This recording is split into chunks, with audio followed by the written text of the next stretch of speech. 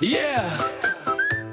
Soms sit ek en wonder, so in die stilte van die nag, oor baie dinge wat saak maak, wat beide laat frons en laat lag.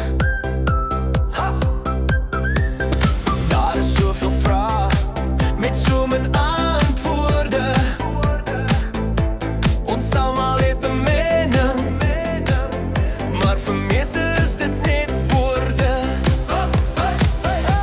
Die grootste vraag wat altyd by my spook is dieselfde vraag so baie mense, maar niemand kan dit regtig antwoord. Hoekom hoender?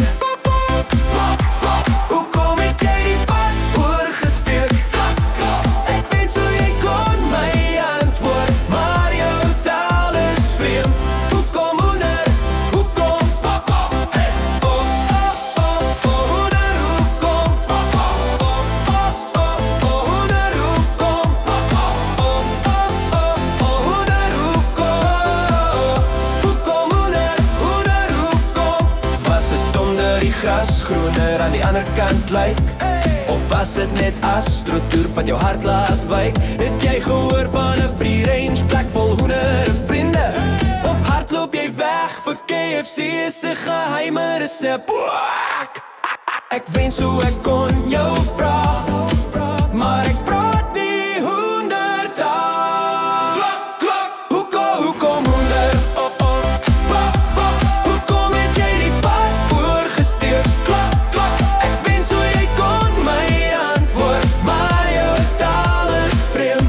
Hoekom hoender? Hoekom? Hoender, hoekom? Hoender, hoekom? Hoender, hoekom? Hoekom hoender? Hoender, hoekom? Kan iemand vir my sê hoekom die hoender aan die ander kant wou gaan lê? Die vraag maak my mal, antwoord my iemand asseblief, antwoord nee. Hoekom hoender? Hoekom het jy die pad oorgesteek? Ek wens hoe jy kon my antwoord, maar jou taal is vreemd. Hoekom hoender? Hoekom? Hoender, ek sal nooit weet, en die vraag sal my altyd opvreed. Ek moet maar net aanvaar, hoender al maak het my mal. Kan iemand vir my die antwoord gee? Ek vra mooi soos 'n groot simbleef. Ek weet nie meer wat om te doen.